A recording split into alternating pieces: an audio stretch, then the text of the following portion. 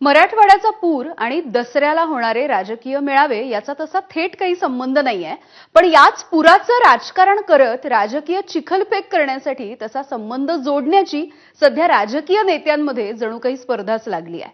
सगळेच जण दसरा मेळाव्यावरून आता एकमेकांना सल्लेही द्यायला लागलेत आणि याच सल्ल्यावरून राजकीय कल्ला सुरू झालाय। बघूयात।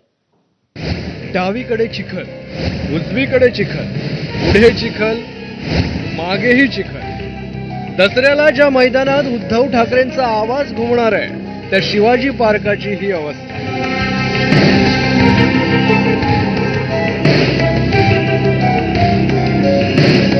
पाऊस आणि वादळ वारा कायम राहिला तरी दसरा मेळावा शिवाजी पार्कातच होणार अशी गर्जना ठाकरेंच्या शिवसेनेचे नेते करतायत। आणि या गर्जनेच्या पूर्ततेसाठी ठाकरेंच्या शिवसेनेचे माहीमचे आमदार महेश सावंत शिवाजी पार्कातल्या चिखलात उतरले।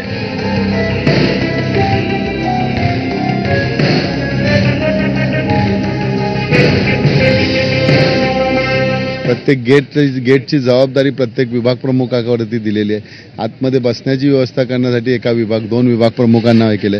त्यानंतर बाहेरून माणसं येणार आहेत तेवढी त्यांची समजा रात्री आले तर त्यांची राहण्याची व्यवस्था कशी करायची, त्यांनी आगाऊ सूचना द्याव्या किंवा कोणाच्या गाड्या कशा पद्धती येणार आहेत त्याप्रमाणे ट्रॅफिकचे जे पोलिसांना आम्हाला कळवायला बरं पडेल। आणि सकाळपासून जी लोक येणार आहेत त्यांची चहा पाण्याची म्हणजे चहा पाणी समजा तिथे कुठे आंघोळ करायची व्यवस्था करावी लागेल किंवा त्यांची शौचालयाची व्यवस्था करावी लागेल। सगळं त्यासाठी बीएमसीचे शौचालय तैनात करण्यात आले, पाण्याची व्यवस्था करण्यात आली आहे। आझाद मैदानात दसरा मेळावा घेणाऱ्या शिंदेंच्या शिवसेनेलाही चिखलाशी दोन हात करावे लागतात। मुंबईच्या आझाद मैदान या ठिकाणी होणार आहे आणि आझाद मैदान मधली सध्याची जर आपण परिस्थिती पाहिली तर मोठ्या प्रमाणात येणारे शिवसैनिक आहेत त्यांच्यासाठी या ठिकाणी मैदानात हजारोंच्या संख्येने खुर्च्या या देखील आणण्यात आलेल्या आहेत। 2 ऑक्टोबर रोजी होणाऱ्या या शिवसेनेच्या दसरा मेळाव्यावरती पावसाचं सावट आहे, त्यामुळेच कुठेतरी जी शिवसेनेची कोर कमिटी आहे यांच्याकडनं बंदिस्त ठिकाणी हा दसरा मेळावा होऊ शकतो का या अनुषंगाने देखील चाचपणी केली जाते। मग वरळी डोम असेल किंवा गोरेगावचं नेस्को सेंटर असेल या ठिकाणी हा एक ऑप्शन तिकडे ठेवण्यात आल्याचं आपल्याला सांगितलं जात आहे। दसरा मेळाव्यात सर्वात जास्त कोण कडाडणार, ठाकरे, शिंदे की पाऊस, हे 2 ऑक्टोबरलाच समजेल। मात्र दसरा मेळावा घेऊ की घेऊ नये यावरून अनेकांना सल्ला द्यावासा वाटतो। सर्वात पहिला सल्ला दिला तो उच्च तंत्र शिक्षण मंत्री चंद्रकांत पाटलांनी। सांगलीतील भाजपची इशारा सभा ऑनलाईन घेत असल्याचं जाहीर करताना चंद्रकांत दादांनी ठाकरेंनाही ऑनलाईन मेळावा घेण्याचा अप्रत्यक्ष सल्ला दिला। तर दसऱ्याला नागपुरात होणाऱ्या विजयादशमी मेळाव्यावर बोट ठेवत सुषमा अंधारेंनी चंद्रकांत दादांनाही प्रतिसल्ला दिला। यात त्यांना बऱ्याच वेळा काही असं म्हटलेलं आवडत पण नाही, पण आता मी घोषितच करतो, आम्ही मात्र या इशारा सभेच्या बाबतीमध्ये दुपारपर्यंत आपापसात बोलून तर आमची पार्टी लोकशाही पद्धत झाली। पण मी सुतोवाच केलंय सकाळी उतरल्यापासून शहर अध्यक्षाकडे की आपण ही सभा ऑनलाईन करू। राष्ट्रीय स्वयंसेवक संघाला हा प्रस्ताव का बरं ठेवत नाही आहात?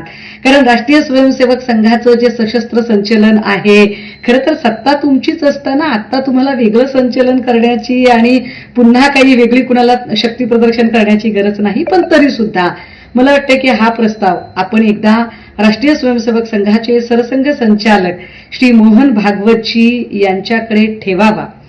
दसऱ्याच्या तोंडावर अतिवृष्टीचं संकट धडकलं। सध्या संपूर्ण मराठवाड्यासह विदर्भ आणि उत्तर महाराष्ट्रातील अनेक जिल्ह्यांना पुराचा तडाखा बसलाय। ज्याप्रमाणे सरकार बांधावर गेलं त्याचप्रमाणे उद्धव ठाकरेंनी देखील अतिवृष्टीग्रस्त जिल्ह्यांचा दौरा केला।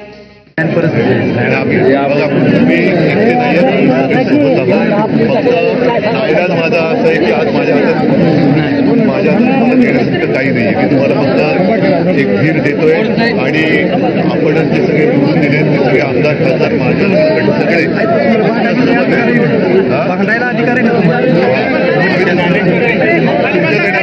फरक नाही। तुमच्या ज्या काही मागण्या त्या लावून बघू आणि त्या एकच आहे,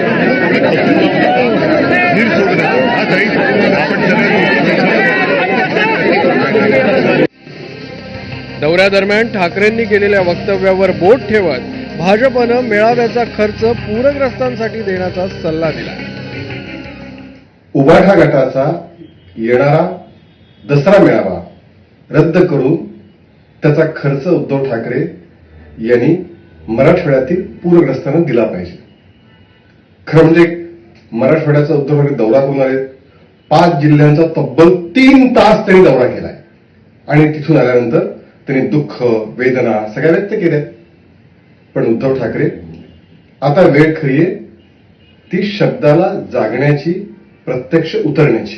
त्यांनी आम्हाला सल्ला द्यायची गरज नाही. यापूर्वी सुद्धा अनेक संकटामध्ये, अतिवृष्टीमध्ये हे मेळावे झालेले आहेत. या मेळाव्यातूनच महाराष्ट्राच्या राजकारणाला दिशा मिळेल. मराठवाड्याच्या पूरपरिस्थितीवर त्याच्यावर भाष्य केलं जाईल. हा मेळावा महाराष्ट्रासाठी आहे, जनतेसाठी. आम्हाला भारतीय जनता पक्षाकडून उधारीचं ज्ञान घ्यायची गरज नाही. दसरा मेळाव्यावरून ठाकरेंना सल्ला द्यायला सुरुवात झाल्यानंतर काहींनी भाजप नेत्यांच्या दसरा मेळाव्याकडे बोट दाखवायला सुरुवात केली आहे. पंकजा मुंडे यांचा भगवान भक्तिगडावर दसरा मेळावा होत असतो. मात्र मराठवाड्यातील पूरसदृश्य परिस्थितीमुळे हा मेळावा होणार की नाही असा प्रश्न दबक्या आवाजात केला गेला. मात्र आता त्यांच्या कार्यालयाकडून आपल्याला याबाबतचं उत्तर मिळालं आहे. यंदाचा मेळावा हा साध्या पद्धतीनं होणार असल्याचं त्यांच्या कार्यालयाकडून स्पष्टीकरण देण्यात आलंय. पूरग्रस्तांवर सर्वच पातळीवर शक्य तेवढी मदत व्हायला हवी. त्यात सगळ्याच राजकीय पक्षांनी आणि नेत्यांनी पुढाकार घ्यायला हवा. मात्र त्याच पुराचं राजकारण करून एकमेकांवर चिखलफेक करणं कितपत योग्य आहे? अशा प्रकारची राजकीय चिखलफेक म्हणजे पूरग्रस्तांच्या भावनांशी खेळ नाही का? याचा विचार सगळ्याच बोलघेवड्या नेत्यांनी करायला हवा. ब्युरो रिपोर्ट, ABP माझा.